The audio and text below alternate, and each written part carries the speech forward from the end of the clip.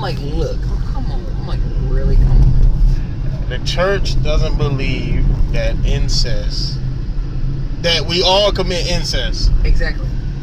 When Adam and Eve were related, all he did was have sex with his organ. Exactly. And had kids. Exactly. That's a clear observation. Exactly. Twins, doppelgangers. When you hang out with your partner or whatever, what is it that you start to look like them? You start to look like them as you age and you get older. You look like. And the funny thing is, I know people who look like their partners, and they look like brother and sister, and people like, exactly. Oh, you with your brother and your cousins, nieces, and nephews? That's what they told me and Dominique when me and Dominique were together. That's what they told us. Like, is that your sister? I'm like, no. What?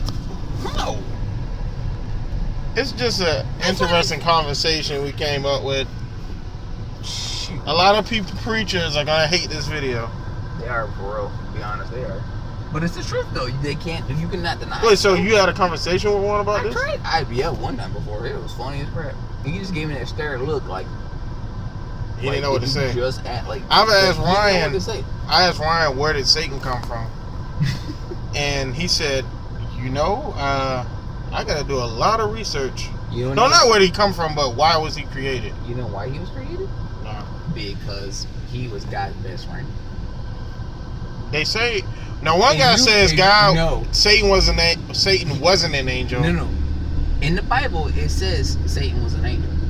Because what happened was, when him and God was, it was basically him and God who was once creating the earth. But God was doing all the work, basically.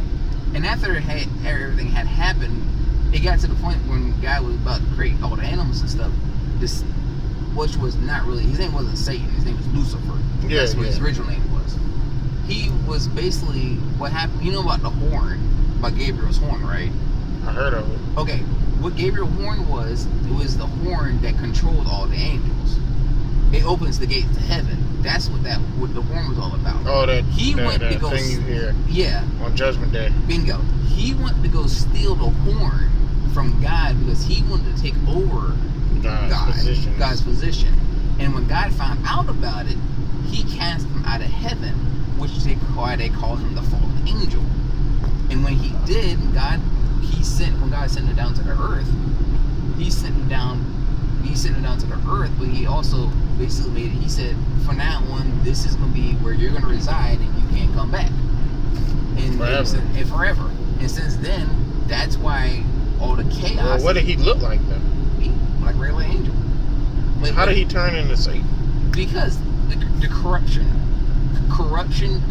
is what causes you to change form. In any way or form you look at it, corruption causes you to change. You'll see the facial features and everything change in you.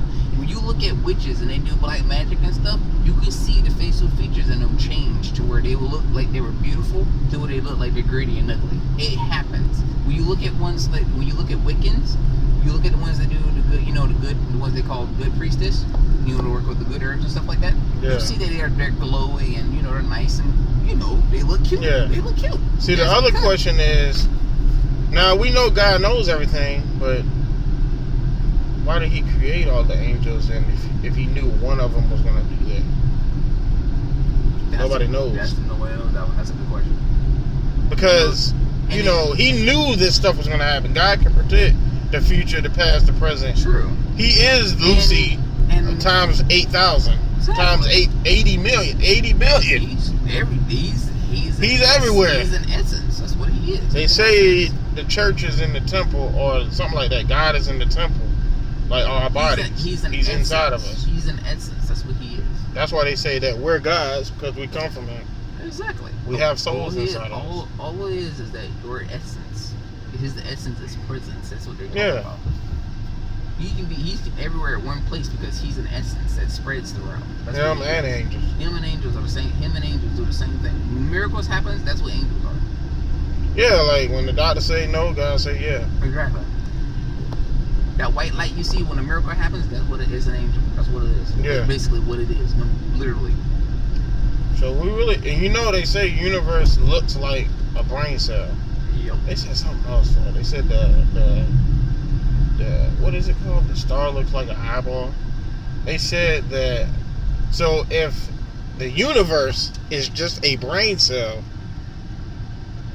and you know that we're inside of a living creature right now. If it's just a brain cell, what in the hell does the whole body look like? Do you know how huge this body is? And we say that the earth is big. The earth ain't nothing compared to this living creature that we don't know what it looks like. Because God didn't come from nobody, from what I hear. He didn't come from nowhere. Which is actually still fascinating. And that is where the science, and that's where science comes into the picture and be like, where did God come from? I'm like, well, we don't know. Exactly, we don't know. Just like you don't know. Just like you don't know. You don't really know how the universe was exactly, like you don't formed. know how the hell the Big Bang Theory works out. Exactly. Just like we don't know where God comes from. Ask us a stupid question. You want to ask us a stupid question? Like, and they say that white people brought Bibles over, and they say that only poor white people. But where did they get the Bibles from? That's because King James, he got all the people together, and he put them in a room, and he put all the scholars in the room and made the Bible. The Bible is actually made up of 57 different it's made up of 57 different stories. It's not one. That's what when the reason they say that is because it's 57 scholars who wrote the stories down throughout history. They wrote the stories down and it just got passed down from generation to generation until King James came into the picture and said that he's going to turn he said that he's going to take all the scholars and bring them together, and then he's going to put it all and make it into one book. That's how it became the whole Bible. Yeah, that makes sense.